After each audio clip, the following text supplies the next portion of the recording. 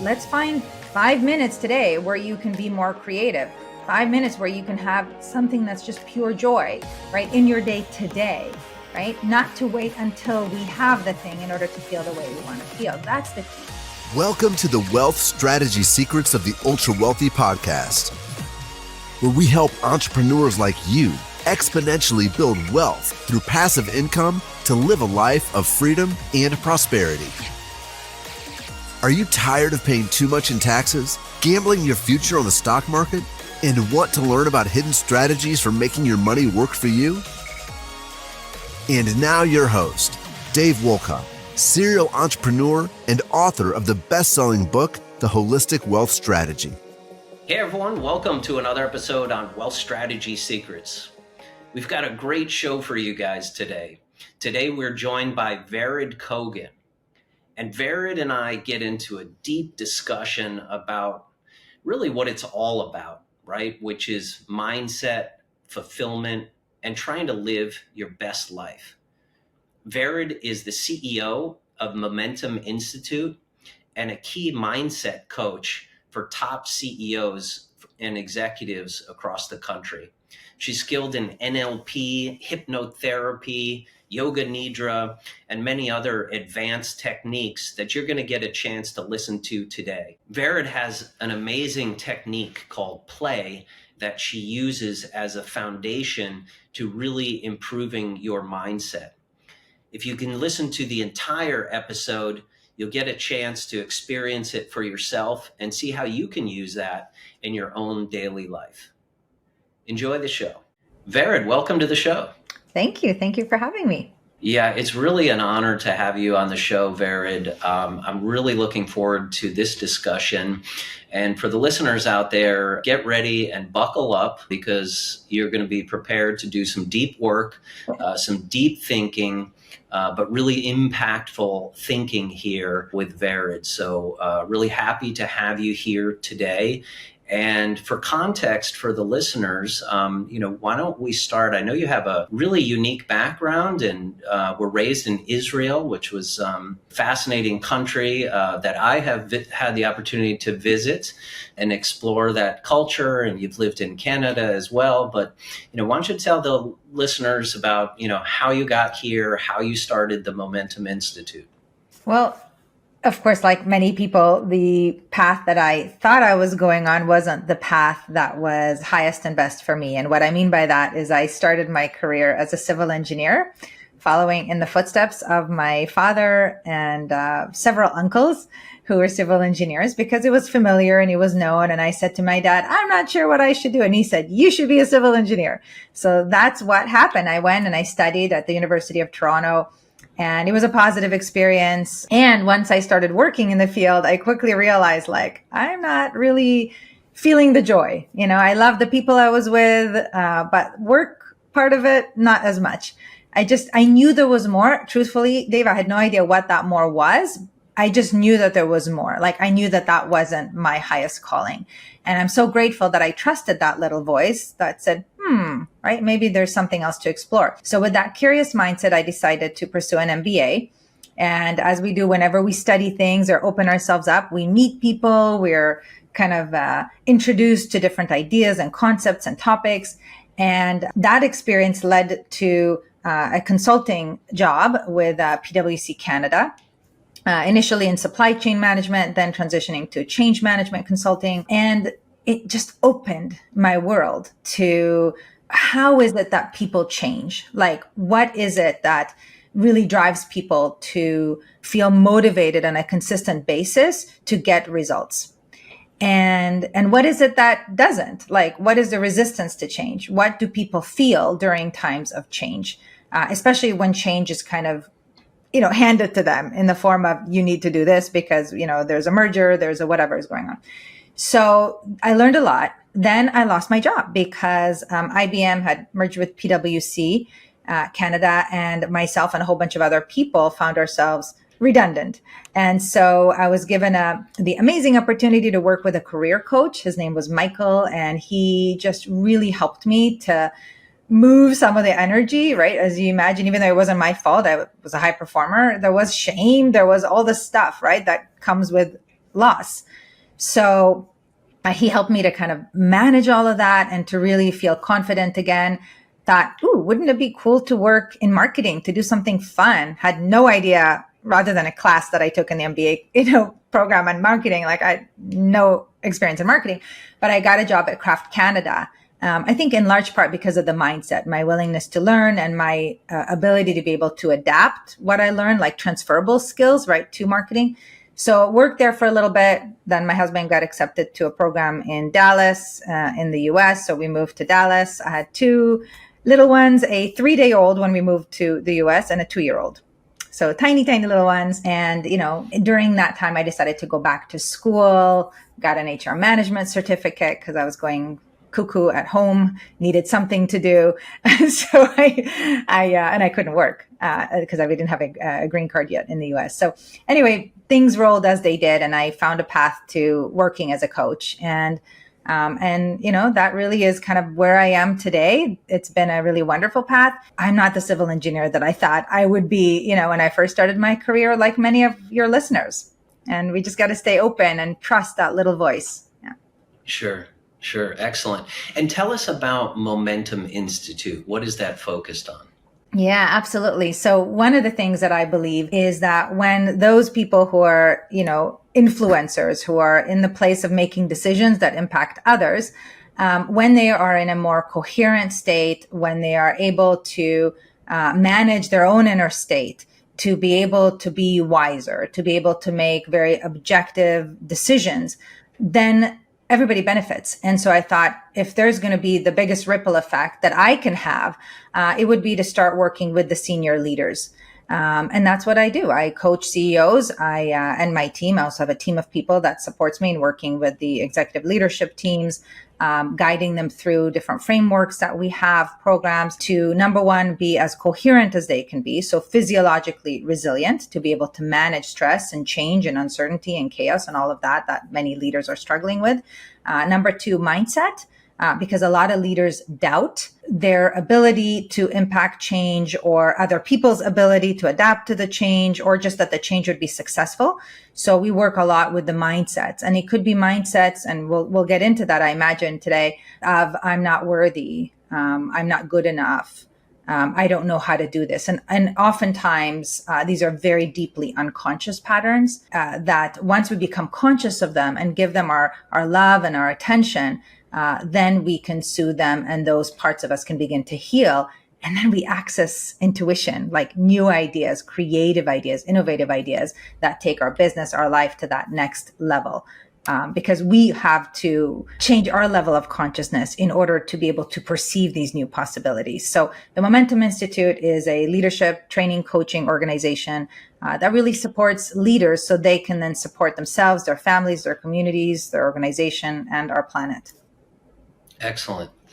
I really love that, Vered, and I was really excited to have you on the show today and really talk about this core topic of mindset, right? For our listeners who've read my book, The Holistic Wealth Strategy, it actually has 5 different phases. And guess what phase number 1 is? It's all about mindset. And, ironically, I think a lot of people just don't realize how much that ties into investing, becoming a better investor and really becoming a better person, right? Which is, I think, what life is all about, right? That's what we're after. And in my journey, I discovered that I went through, these periods of, investing in different assets and doing different things. And, and I had a last straw moment on October 24th, 2000. I actually had triplets. And we already had an 18-month, so I quadrupled the size of my family. I had double the amount of kids you did. But looking back, with, real inflection here, Vered, I was thinking that, so much of that was really around financial security, for my family, right? Because now the goalpost just got moved way down the field. And I was just thinking, how am I going to do this? They say it's $1 million to raise a kid. I've got retirement. I'm early on in my career. We're just building a family. How do I do this? So that's all that was really going through my head, right? Is like, I've got to be able to figure out, how to invest. And then the stock market, of course, is just full of uncertainty, speculative things that you can't actually control. So, I spent so many years really unpacking, and asking the question, why, right? Why are we making a certain investment? Because how is that going to actually change your life? And what does it really mean? So where do you want to start? I know you have like a super cool methodology called play that we can kind of work through. But I guess, if we're to just frame this up for the listeners and everything, and you were to say, meeting with new clients and things like that around, mindset, where do you start with people? How do you get them to start, thinking about mindset and how do you start to make progress? It's a great question. So, and thank you, by the way, for sharing a little bit of your story, and we'll use that in kind of how we speak about this today. So I would start by first getting clear about what the individual wants, right? From a coaching mindset perspective, right? Future focus perspective. What is it that the individual wants? Why would we even want to do this work, right? Like what's important to them? So let's say if we're working on wealth, then I would say, okay, what are your values, right? We'd elicit the person's values. We'd start with what's important to you in the area of wealth. And I would probably hear things like financial security, right? Like in your case, or, freedom, or, joy, or adventure, or whatever that might be, flexibility. So what I would be very curious about is what is really driving those values. Is the individual moving toward, let's say, financial security, or are they moving away from the fear of not having financial security because now they have, let's say in your case, 4 kids, right? That's 4 times $1 million, right? And so on. And that really matters. The energy with which we go about creating things really matters. If I'm operating out of fear, out of those dense, kind of lower vibration energies, I'm less likely to be able to access higher intuitive guidance, to be able to make the decisions that will help me in the easiest way, most joyful way, most successful way to get what I want, right? In this case, let's say financial wealth. So it's almost like if you think about, right, we've got, again, these 2 directions. I'm either moving toward what I want or I'm facing what I don't want. Let's say not having financial security, let's say potential financial ruin, even if it's not logical, right? Even logically, we can say, okay, we've got some savings, we've got family, we'll never be homeless, we'll never be starving. These are deeply unconscious patterns. If there's a part of me that has a fear of financial ruin, I'll go bankrupt, I'll be homeless, I won't have, money to support my family. I'm facing that fear and I'm moving away from that, right? So you can imagine I'm kind of still moving in the direction of having wealth, but I'm facing not having financial security and I'm moving away from that. And when that happens, that means that we have certain unconscious attachments, those fears, the beliefs that we have. Let's say it's a mindset of scarcity, right? I may not have enough, right?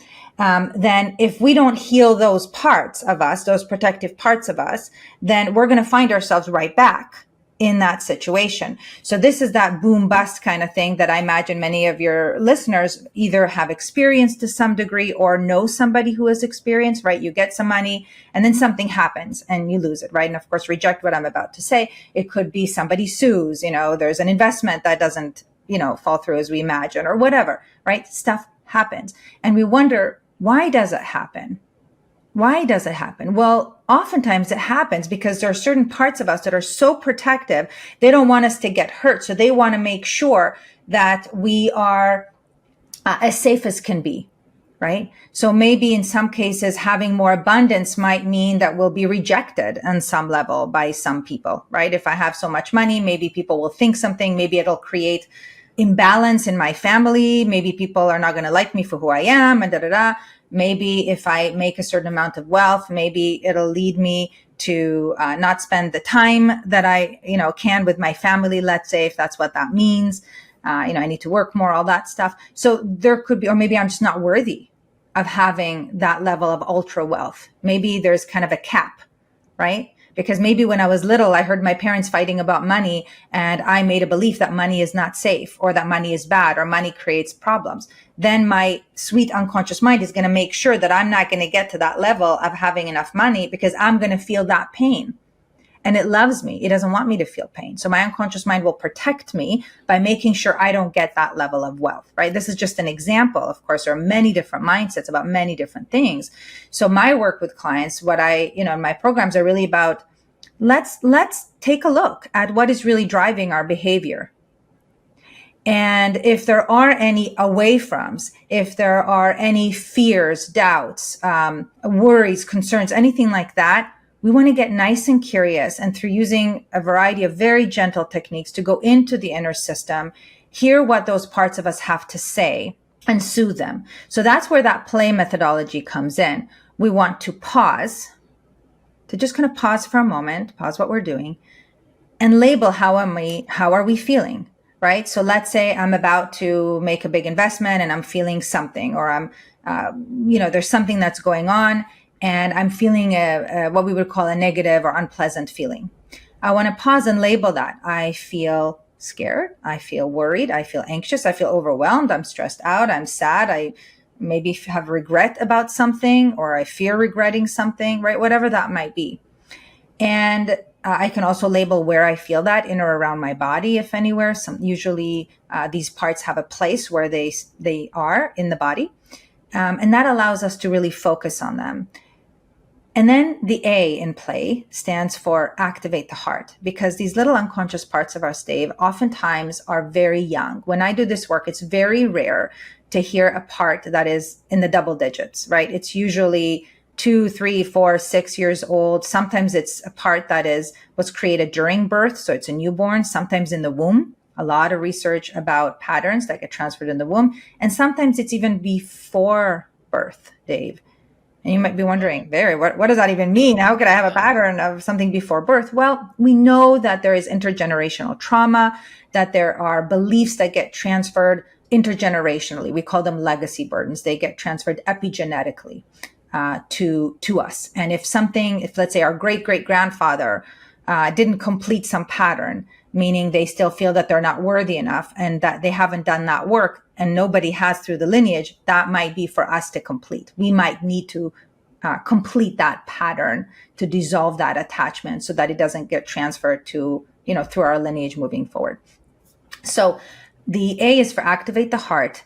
So we've paused, we've labeled. We activate the heart by working with our physiology. So there's a number of techniques that I teach. One of them that I'm happy to teach your listeners and viewers today is using a HeartMath technique called quick coherence. And HeartMath is an institute that researches the coherence or communication between the heart and the head brain, really researching the state of optimal performance and optimal health. And so this is a technique that can allow us to get coherent very quickly, to be able to, in essence, soothe these little parts of us that has showed up, maybe the scared, sad, worried, whatever they're feeling, to be able to go in and say, you're all right, little one, everything is okay. It's almost like the parent is back in the room saying, you're all right, you're safe, right? And then we can change the meaning that we're giving to whatever situation is going in our life, right?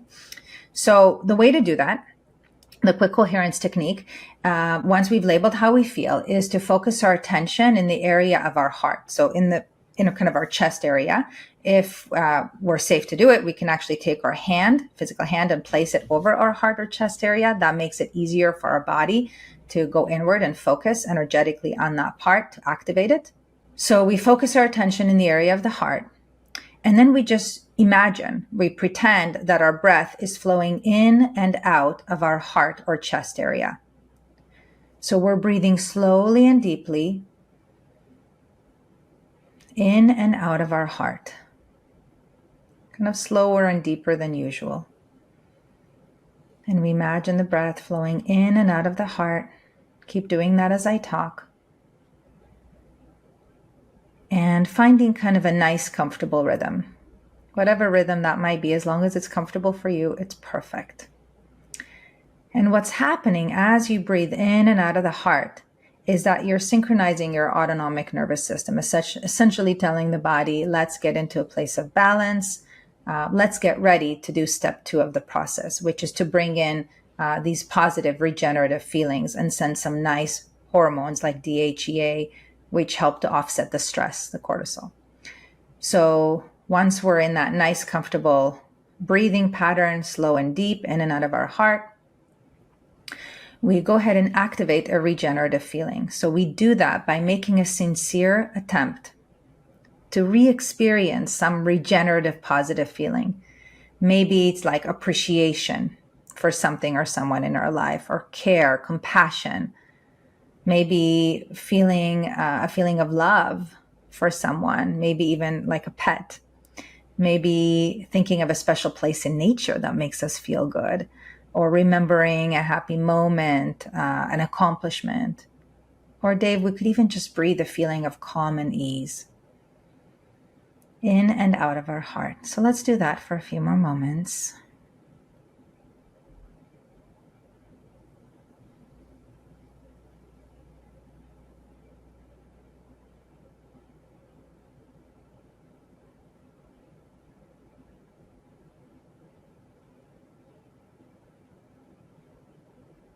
Good.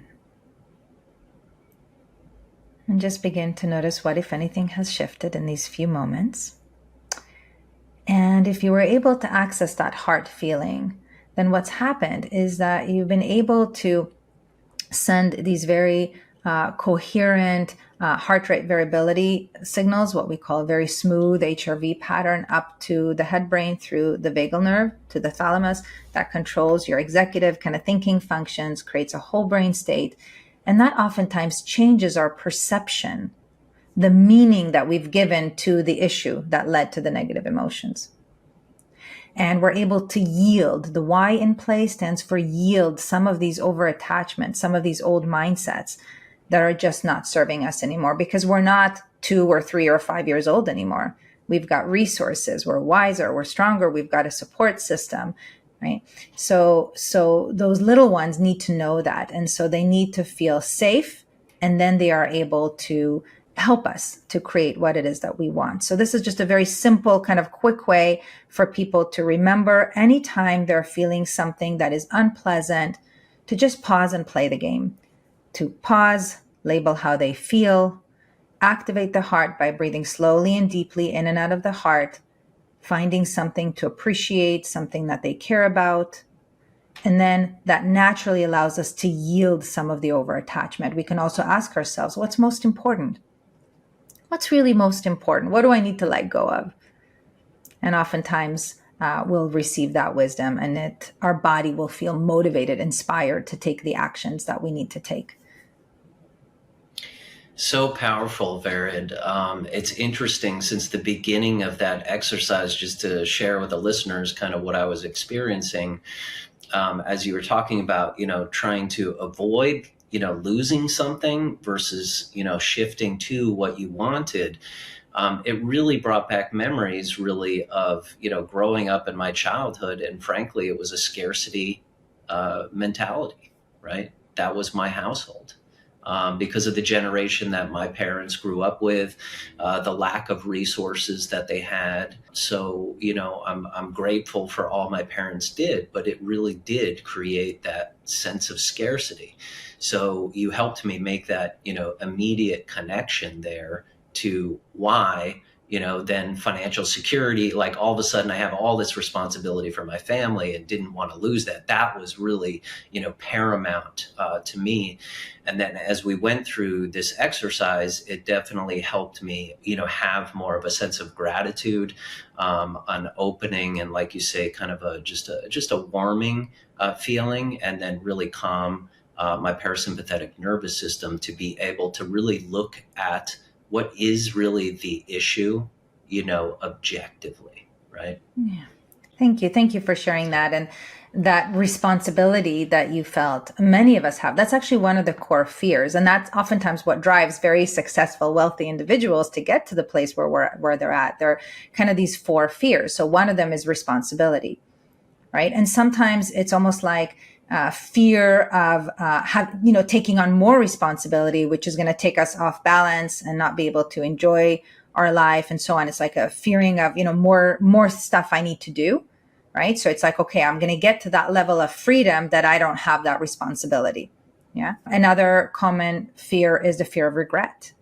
What if I regret the choices I've made, right? Another fear is ruin. It could be financial ruin, kind of like what we talked about earlier, all that kind of worst case situation, right?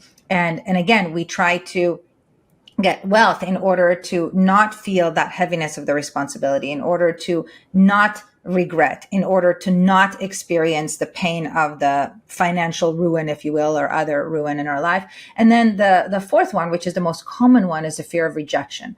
We all have an innate need to feel validated, accepted, loved, soothed. And that's what that play technique is all about, is to go in and soothe those parts, let them be seen and heard and loved. So when I have a fear of rejection, right? So let's say I'm going to study more. I'm going to be very successful. So people will hear me. So people will respect me, will validate me, recognize me, reward me, all that stuff. And again, if I'm operating from that fear, I'm moving away from being rejected, not being validated, not being accepted, not being unconditionally loved.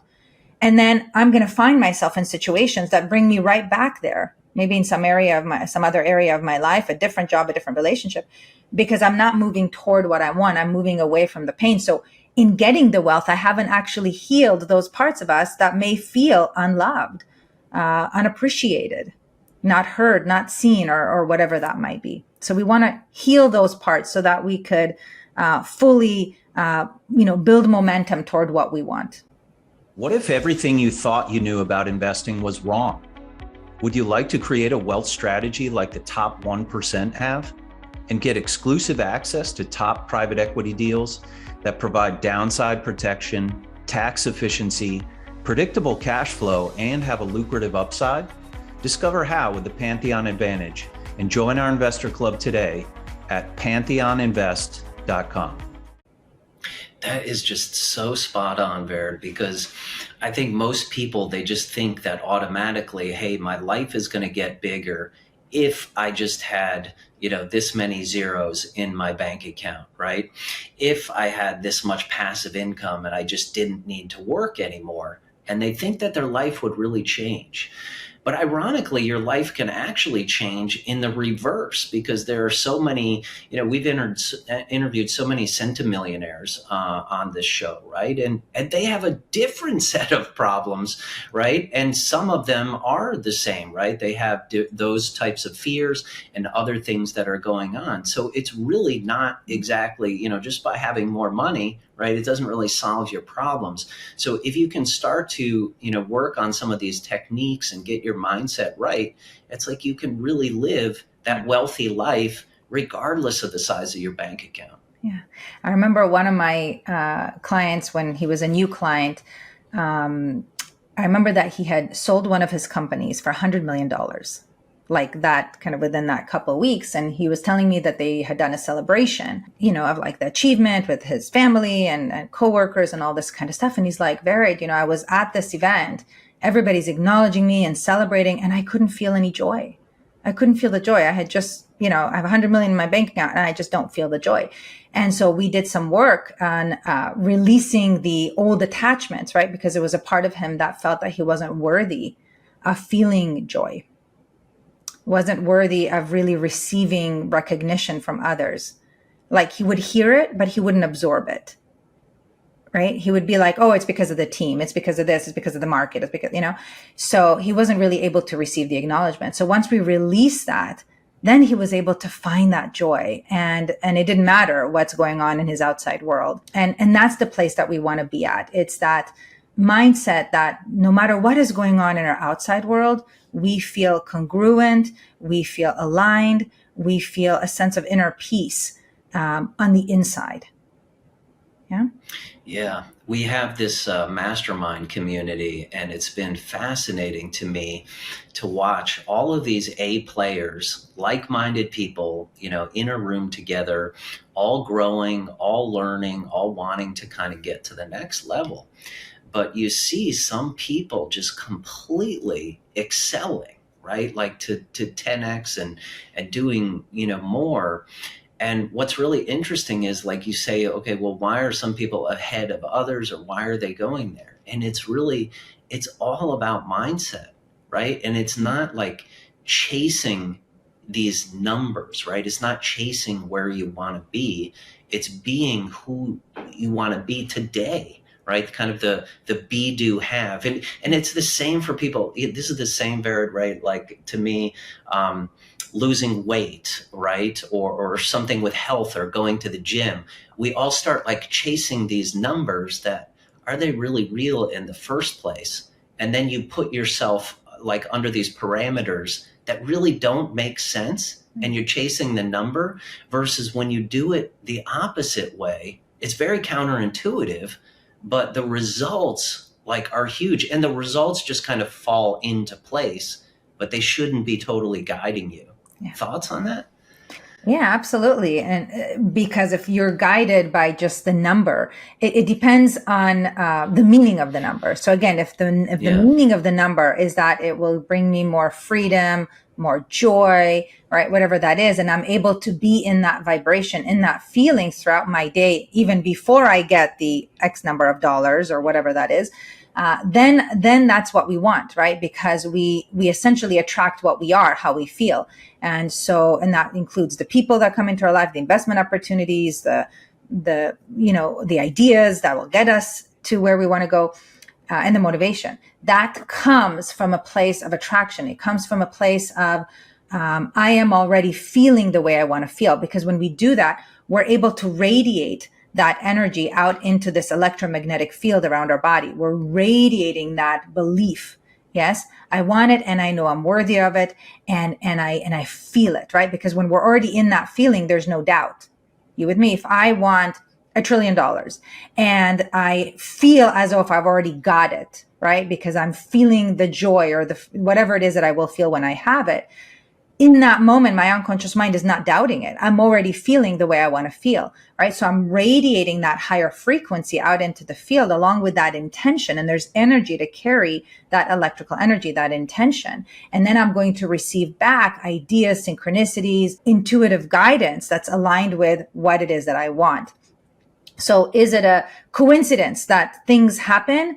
I don't believe it's a coincidence. I believe that it is all a response of, whether or not we're playing the game. Are we in a place where we're resisting what we want or not? And if I have any resistance, be it on the mental plane because I doubt it, or I have some limiting beliefs, or on the emotional plane because I'm holding on to some negative emotions about something, fear, sadness, guilt, shame, whatever that might be, I'm blocking that from coming in. So if I am vibrating at the level of feeling the way I want to feel now, it's going to come. It's just a matter of time, because I'm going to get the ideas and the motivation that will take me there.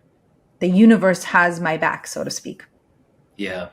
I love asking that question to investors. If I gave you $100 million tomorrow, how would that change your life? Right? What are you going to do differently? Are you going to have more time to spend more time with your family? Are you going to travel? Are you going to create a charity? I mean, what is it that's really driving you? And I think it's tough for people, right? Because we live in an age where we're just constantly bombarded, right, with things coming at us, raising families, building careers, trying to maintain relationships here, trying to squeeze in our fitness, here and there. And so it's tough to do that deep work. But when you can do that deep work, right, it creates your North Star, and you have a compass that you can work towards every day, right? Yeah. And ideally feel towards every day. So if they're saying, I'm doing it for this reason. I want to feel more joy. I want to have more fun. I want to be more creative. Great. Let's find 5 minutes today where you can be more creative. 5 minutes where you can have something that's just pure joy, right, in your day today, right? Not to wait until we have the thing in order to feel the way we want to feel. That's the key. I love that, right? Because I think we create these big, audacious goals for ourselves, and we're trying to achieve them, which is great. We want to be striving and everything. But I believe that, when it comes down to wealth, right, so much of this can be realized today. People can be living their best life every day. I mean, you can't even imagine what other people around the world would kill to live the lives that we do today. I mean, we have so much to be grateful for. And I think when we can kind of, live in that moment, and really be cognizant of that, it's just so much more empowering, right? Yeah, absolutely. Because it's not about finishing the marathon or, landing the deal or whatever it is. It's really about how we are feeling. We are here to grow. We're here to evolve, and we're here to do it with joy. Because at the end of life, my friend Marshall Goldsmith, he has said, that for a book that he wrote, he researched conversations with CEOs, many of them his clients that he worked with. And he said, how fulfilled are you feeling? And the book is called The Earned Life. It's a fantastic book. And, he said that a lot of the people he spoke with were not very fulfilled. They were very wealthy, very successful in the external world, but really weren't very fulfilled. And that's because they felt some regret. Maybe they weren't there for their kids as their kids were growing up. Maybe they didn't, do the things that they really wanted to do. And so we want to avoid regret by finding fulfillment now, not being overly attached to the outcome in order to feel the way we want to feel, because the outcome will never give us how we want to feel. It never will. It'll never fulfill what it is that we truly desire. It may make things easier and more fun, but it won't heal that which needs to be healed. And we'll always find ourselves searching, climbing, needing more. So even those people that have 10x, whether it's their body or their business or whatever, we want to make sure that they're feeling really fulfilled, right? Having $1 billion does not equal fulfillment. You know that, right? Everybody listening knows that, right? So what is it that they are feeling, and how can we feel better today? How can we play the game multiple times a day? Just pause, label, activate our heart, right? To be able to be in that higher vibration today, to be able to more clearly discern opportunities, to know which path to take, to make better decisions, because there is a higher part of us, Dave, that already knows where it is that we want to go, how it is that we want to feel. And our unconscious mind can help us to get there. Yes, it can help us to access that when it's not fearing that we won't be safe, because it's a protective mechanism. So if my unconscious parts feel safe, then they will allow me access to that, what's called non-local intuition that is from a place beyond time and space. And we have research showing that the heart is connected to something beyond time and space. When researchers look at participants who see all kinds of images on a screen, a randomly generated, kind of a set of images on a screen. Nobody knows. Even the researchers don't know which image is going to come on the screen. Dave, when the images were frightening or something that, let's say a picture of a traffic accident or something like that, or a gun, the heart somehow, the physical organ of the heart deaccelerated, right? The heart rate went down 4 to 6 seconds before the image was generated on the screen. Think about this, Dave. 4 to 6 seconds before anybody could have known what the image would be. Our heart somehow knows, it has a premonition, it knows what's to come, and it's there to guide us. So we need to play the game in order to allow ourselves to access that intuitive guidance, to be able to, have what it is that we want, feel the way that we want to feel even more quickly and easily. Based on your research, for those of your clients who've been, using the play construct, is there a certain period of time where you are retraining your subconscious? The neuroplasticity of your mind is starting to shift over time? Absolutely there is. And it's also physiological in the same of we need to have a different chemistry in our bodies. So the more that we practice, for example, play with that quick coherence technique, every time we build our coherence levels, our resilience capacity, and we can measure that. So your listeners can go to HeartMath.com. If you remind me, I'll send you a link so that they could get a discount to be able to get a sensor so that they can measure, right? It looks like this, right? Some version of this where they plug it to their ear, they measure their HRV heart rate variability pattern, their coherence level. And as they practice within about 4 to 6 weeks, they're going to see some pretty significant shifts in their default coherence levels. They are going to be just naturally more vibrating at a higher frequency. So feeling more ease, feeling more joy. Even if things in their life haven't changed, on the inside, they're going to be more resilient. And that's because it's a physiological shift. There's more DHEA, which is a vitality hormone that's flowing through their system, and other hormones as well. So what's going to happen over time is that there's more harmony in the inner system. There's more safety. There's more what we call that self energy, who we really are, this very loving part of us, creative, calm, courageous part of us, that is there, right? To almost like lead our inner system of parts, our little inner family. And when that happens, we're able to lead in the external world much more effectively as well, because we're operating not from fear, we're operating from moving toward what we want, something that is higher and better for everyone, our families, our teams, and our planet, right? We're able to make decisions that are creative, that are really going to truthfully save our planet from where it's headed. This, some have called a sixth mass extinction. That's what we need. We need these new creative solutions from that higher level of consciousness. So when we all do our work, we're going to change, meaning change our own state by playing the game multiple times a day. We're going to change the energy in the field. We're literally going to change the energy that's in the field. There's going to be more love, less fear in the field.